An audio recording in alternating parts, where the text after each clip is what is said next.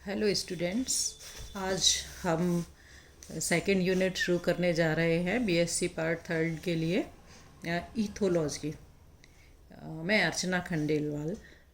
ईथोलॉजी में आज हम शुरू करेंगे introduction to the study of animal behaviour, जिसमें हम बताएंगे आपको एनिमल बिहेवियर क्या होता है, कैसे होता है, क्यों करते हैं एनिमल्स बिहेवियर, इन सब के बारे में हम स्टडी करेंगे। इथोलॉजी जो है जंतुओं के व्यवहार का वैज्ञानिक, जैविक और विशिष्ट अध्ययन है। व्यवहार शब्द का व्यावहारिकी में व्यापक अर्थों में उपयोग किया जाता है। ये उन सभी परिवर्तनों को इंगित करता है जो बाहर से पहचाने जा सकते हैं, जिनका की कम्युनिकेशन हम कर सकते हैं, जैसे कि पूरे शरीर का हिलना या शरीर के कुछ भागों का हिलना, फेशियल एक्सप्रेशंस जैसे होते हैं, बॉडी पोस्चर है, जेस्चर है, वोकलाइजेशन है, रंग में परिवर्तन है, गंध छोड़ना है, ये सभी व्यवहार कहलाते हैं। मूवमेंट वाले व्यवहार नहीं होते हैं कि किसी एनिमल का, फॉर एग्जाम्पल शिकारी को पास आते देखते कबूतर का फ्रीज रिएक्शन देना, एंटीलोप का अपने टेरिटरी एरिया को शो करने के लिए एक ही जगह पर खड़े हो जाना, ये भी व्यवहार की श्रेणी में आता है। बटरफ्लाइज का मेल को अट्रैक्ट करने के लिए फेरोमोन्स छोड़ना, ये भी व्यवहार के अंतर्गत आता है। नाउ व्यवहार कब होता है? जब कोई ऑर्गेनिज्म को बाहर से या फिर अंदर से किसी तरह का स्टिमुलेशन मिलता है, तो जो ऑर्गेनिज्म होते हैं वो रिस्पॉन्स देते हैं और रिस्पॉन्स के अगेंस्ट में व्यवहार होता है। तो स्टिमुलेशंस जो हैं वो एक्सटर्नल भी हो सकते हैं और इंटरनल भी हो सकते हैं। एक्सटर्नल स्टिमुलेशन जैसे कि फिजियोलॉजिकल हो सकते हैं, मस्कुलर हो सकते हैं, एंडोक्राइन टाइप के हो सकते हैं, मेटाबॉलिक एक्टिविटी के द्वारा हो सकते हैं।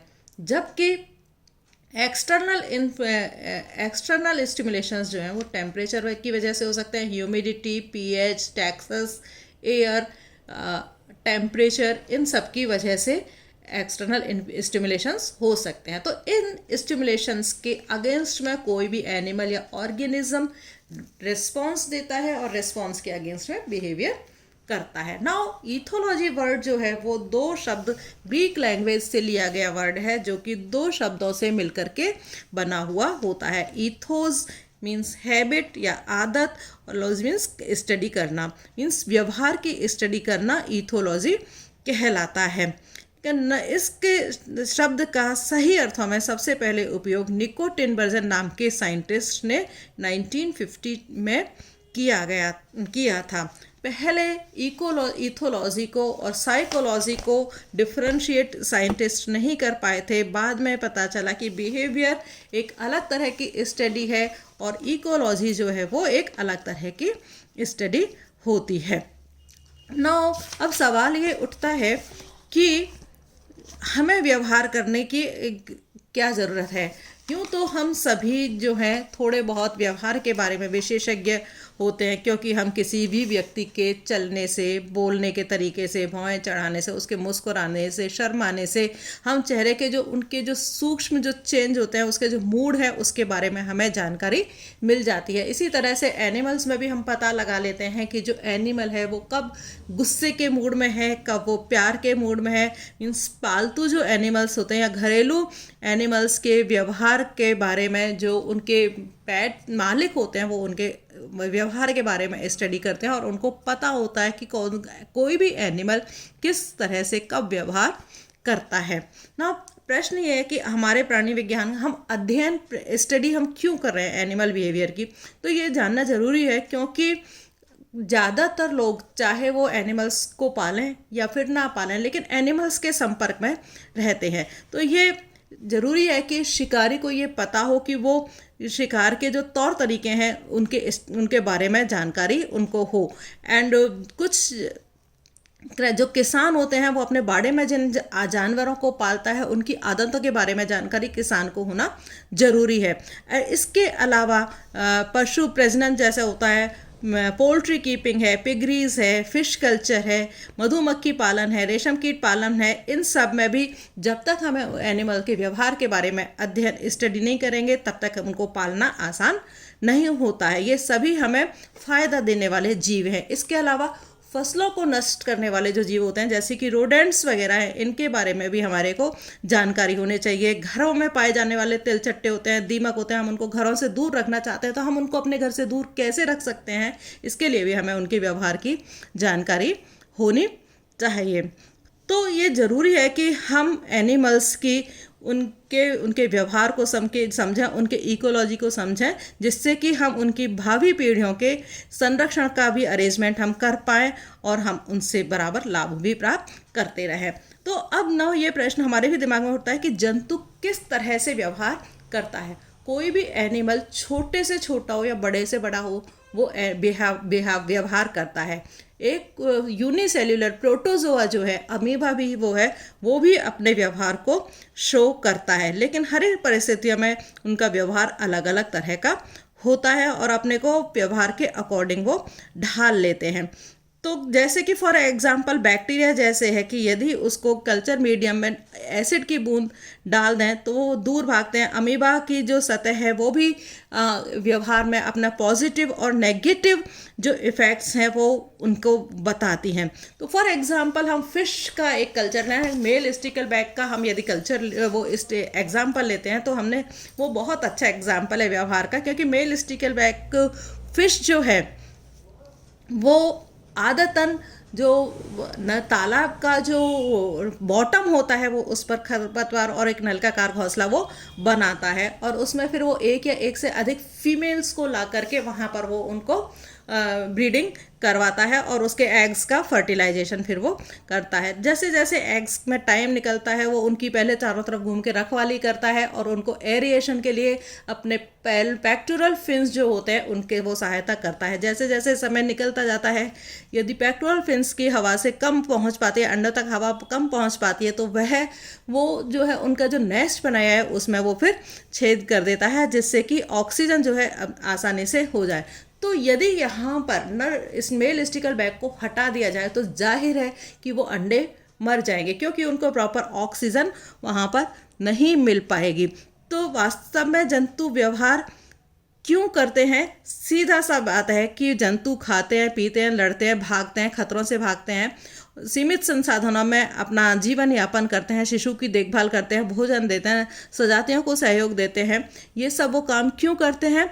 क्योंकि वो अपने अस्तित्व को बचाए रखना चाहते हैं, नई जनरेशन बनाए रखना चाहते हैं, अस्तित्व को बचाए रखना चाहते हैं, इसलिए वो व्यवहार करते हैं।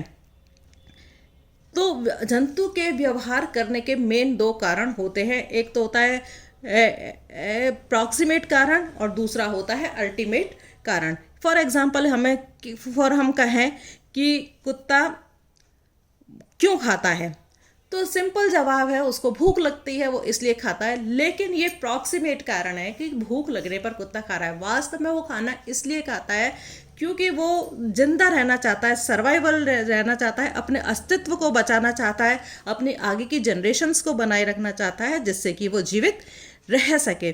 तो ये अल्टीमेट रीज़न है कि अपनी अस्तित्व को बचाने के लिए और अपनी संततियों को बनाए रखने के लिए कुत्ता खाता है। तो इसलिए वजह से जो है व्यवहार किया जाता है। तो व्यवहार की कई सारी परिभाषाएं हैं, किसी एक लाइन में व्यवहार को परिभाषित करना आसान नहीं है। तो कोई भी ऐसा बिहेवियर जो ऑब्जर्वेबल हो, जो क्वांटिफाइबल हो, वो सब व्यवहार कहलाता है। यह अस्तित्व के लिए एक आवश्यक दिशात्मक गतिविधि होती है। किसी जंतु के व्यवहार को उसके हिलने डुलने, उसके जो आवाज़ें निकालते हैं, पॉस्चर, ध्यान देने योग्य जो परिवर्तन होते हैं एंड द्विपक्षीय जो संप्रेषण होता है, गंध वाले जो होते हैं, उन सबको भी हम पूर्णता के रूप में परिभाषित किया जा सकता है व्यवहार के। तो व्यवहार किसी प्रकार के उद्दीपन के प्रति किसी जीवित पदार्थ की प्रतिक्रिया होती है। व्यवहार में वे सभी प्रोसेसेस शामिल होती हैं जिनके द्वारा जंतु बाह्य जगत से का संवेदन करता है तथा उसके अकॉर्डिंग अपने वातावरण में अपने आप को ढाल लेता है। तो संपूर्ण जंतु का किसी बाहरी उद्दीपन के कारण गति या किसी जंतु के प्रभावी अंगों में की गतिविधियां जो हैं वो व्यवहार कहलाती हैं। व्यवहार में जंतु द्वारा प्रदर्शित जो मूवमेंट्स होते हैं, फेशियल एक्सप्रेशंस होते हैं, जो पोस्चर्स होते हैं, रंग परिवर्तन, ध्वनियाँ, ये सभी उसके व्यवहार के ही अंदर शामिल होती हैं। नाउ व्यवहार के ज़्यादातर जो हम इथोलॉजी पढ़ रहे हैं वास्तव में हम एनिमल्स की स्टडी के लिए पढ़ते हैं, लेकिन हम कई बार जो एनिमल्स को गुस्सा आता है या दुख होता है या क्रोध होता है, उन शब्दों को भी हम एनिमल्स के बिहेवियर के लिए यूज़ में ले लेते हैं। तो इस तरह इस चीज़ को हम क्या कहते हैं, एंथ्रोमार्फिज्म कहते हैं, या मानवत्वारोपण। मीन्स एनिमल के ऊपर जो हम ह्यूमन बीइंग्स के जो गुण हैं उनको हम रोपित कर रहे हैं। तो इसको हम क्या कहते हैं, मानवत्वारोपण इसको, या एंथ्रोपोमॉर्फिज्म जो है इसको हम कहते हैं। ठीक है। व्यवहार की कई सारी ब्रांचेस हैं, जैसे कि बिहेवियरल फिजियोलॉजी है, इथोफिजियोलॉजी है, न्यूरोफिजियोलॉजी है, ये सब व्यवहार की ही ब्रांचेज हैं। बिहेवियरल फिजियोलॉजी है, इवोल्यूशनरी फिजियोलॉजी है, बायो एकॉस्टिक्स है, बायोलॉजिकल रिदम्स हैं, ये सब व्यवहार की ही स्टडीज हैं। मीन्स हम ये इन सब को भी हम व्यवहार में ही पढ़ते हैं। पूरे वर्ल्ड के अंदर जो व्यवहार का अध्ययन है बहुत सारे व्यक्तियों के द्वारा किया गया है, लेकिन पश्चिमी देशों में इसके बेसिक कॉन्सेप्ट्स को बायोलॉजिकल और मनोवैज्ञानिक लगभग सभी पाठ्यक्रमों में भी पढ़ाया जाता है, और हमारे देश में भी इसको पढ़ाया जाता है। लेकिन हमारे देश में अभी साइंटिस्ट को, व्यवहार विज्ञों को औपचारिक प्रशिक्षण मिला है। नाउ जो फिजियोलॉजिस्ट होते हैं और जो साइकोलॉजिस्ट होते हैं वो भी वास्तव में व्यवहार की ही स्टडी करते हैं। तो साइकोलॉजिस्ट में और इथोलॉजिस्ट में बेसिकली क्या डिफरेंस होता है, हम क्यों कहते हैं कि दोनों स्टडी एक जैसी ही करते हैं एनिमल्स बिहेवियर के बारे में, लेकिन कुछ को हम साइकोलॉजिस्ट कहते हैं और कुछ को हम इकोलॉजिस्ट कहते हैं।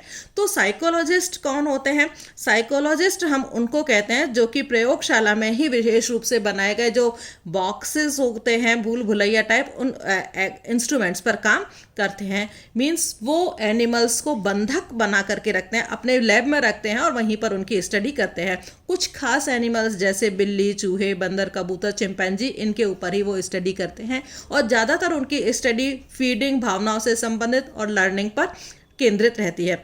व्यवहार को शरीर की फिजियोलॉजिकल, विशेषकर हम नर्वस सिस्टम से संबद्ध मानते हैं। तो इसमें सिद्धहस्त व्यक्ति ही तंत्रिकीय न्यूरो साइंटिस्ट कहलाते हैं। तो जंतुओं को, जो साइकोलॉजिस्ट हैं वो जंतुओं को पिंजड़े में बंद रखते हैं और उनको प्रयोग के लिए मार भी देते हैं।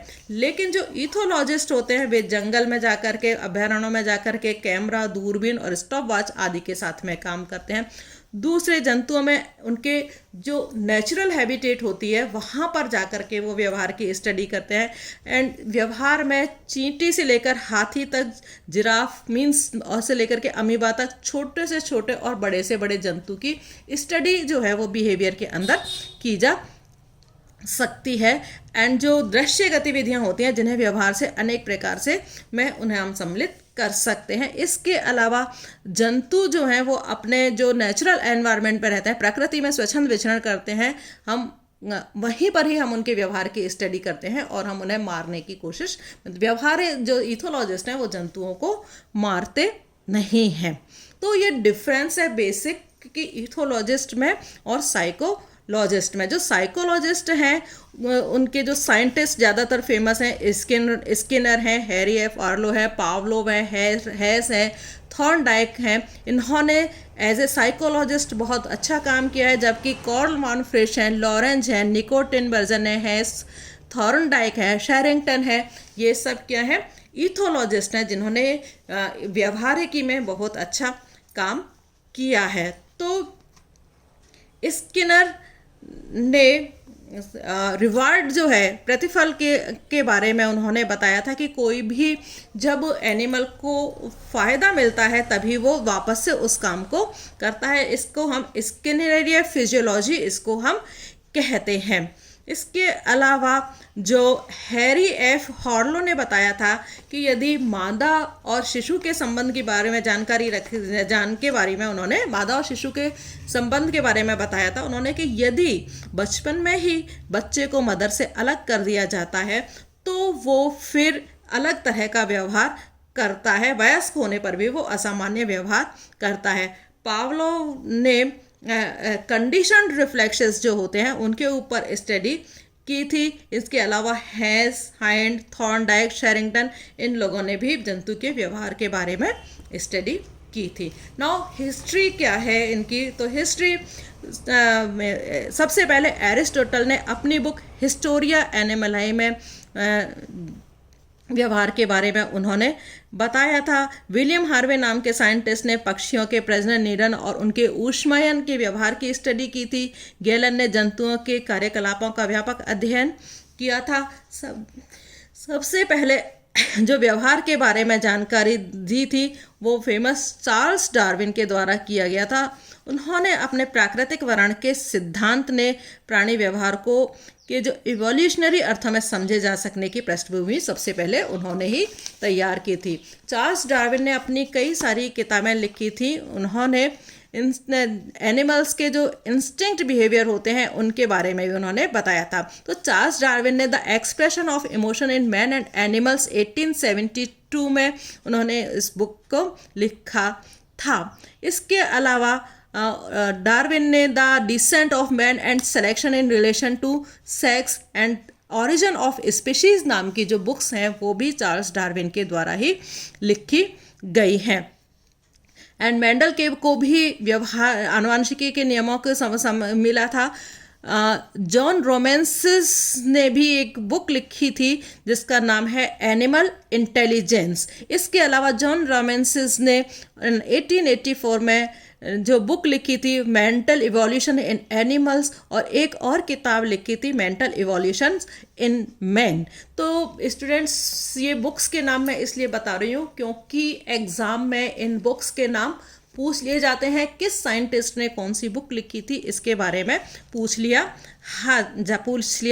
जाता है। सबसे फेमस साइंटिस्ट जो हैं व्यवहार के ऑस्कर हीनरॉथ ने उन्होंने जल मुर्गियों पर स्टडी की थी। उन्होंने इथोलॉजी ऑफ एंटीडेक नामक किताब लिखी थी और उनके कॉनरेड लॉरेंस, निको टिनबर्जन और जर्मनी के कार्ल वॉन फ्रिश जो साइंटिस्ट हैं, तीन महान इथोलॉजिस्ट हैं और तीनों को ही एक साथ नोबेल पुरस्कार से सम्मानित किया गया था।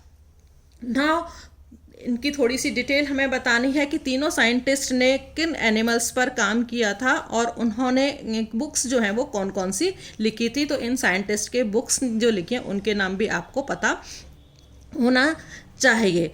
तो जो कॉनरेड लॉरेंस थे उन्होंने अपने ही घर में छछूंदर, मेंढक, बंदर, कुएं, कुत्ते, कौए, इन सब के ग्रे लैगीज इनके ऊपर स्टडी उन्होंने की थी। उनकी जो बुक्स हैं किंग सोलोमन रिंग्स बहुत फेमस बुक है, man meets dog on aggression इनकी काफ़ी लोकप्रिय बुक्स हैं। नाउ दूसरे कार्ल वॉन फ्रिश ने जो काम किया था उन्होंने सबसे अच्छा काम मधुमक्खियों के ऊपर उन्होंने किया था। मधुमक्खियों पर उन्होंने ये बहुत धैर्य से रंगीन कार्डों की सहायता से इन मधुमक्खियों के ऊपर काम किया था। उन्होंने ये पाया कि मधुमक्खियाँ रंग की पहचान कर सकती हैं और घने बादलों में भी वो सूरज की स्थिति के बारे में जान सकती हैं क्योंकि वो अल्ट्रावायलेट लाइट जो है उसका संवेदन कर सकती हैं, पराबैंगनी प्रकाश का वो संवेदन कर सकती हैं। कम्युनिकेशन के लिए उन्होंने कहा कि मधुमक्खियाँ जो है वो दो तरह का नृत्य करती हैं, वैगल और घूमर। दो तरह के नृत्यों से वो मधुमक्खियों को, अपने साथी मधुमक्खियों को प्लांट्स की दूरी, छत्ते की दूरी व फलों की दूरी तथा फूलों के बारे में वो जानकारी दे सकती हैं। तो सूर्य ग्रहण के समय भी मधुमक्खियों के व्यवहार का अध्ययन उन्होंने किया। निको टिनबर्जन नाम के साइंटिस्ट हॉलैंड में जन्मे और इंग्लैंड में बसे हुए थे। सबसे इम्पोर्टेंट निको टिनबर्जन थे। उन्होंने भी तितलियों, ततैयों, स्टिकलबैक, गल्स इन सब के बारे में उन्होंने स्टडी की थी। उन्होंने अपनी जो बुक लिखी उन्होंने एनिमल बिहेवियर लिखी, the animal in its word लिखी, सोशल बिहेवियर इन एनिमल्स जो है वो उन्होंने बुक्स जो है उन्होंने लिखी। उन्होंने साइन स्टिमुलस के बारे में, एनिमल्स के साइन स्टिमुलस के बारे में उन्होंने जानकारी दी थी। तो जंतु व्यवहार के अध्ययन की जो जड़ें हैं वो यूरोपीय देशों में हैं। लॉरेंज, फ्रिश, निकोटिनबर्ग, हेस, थोप, रैमसे और लॉरेंस जो हैं उन्होंने इस इथोलॉजी में अच्छा काम किया है। Thank you.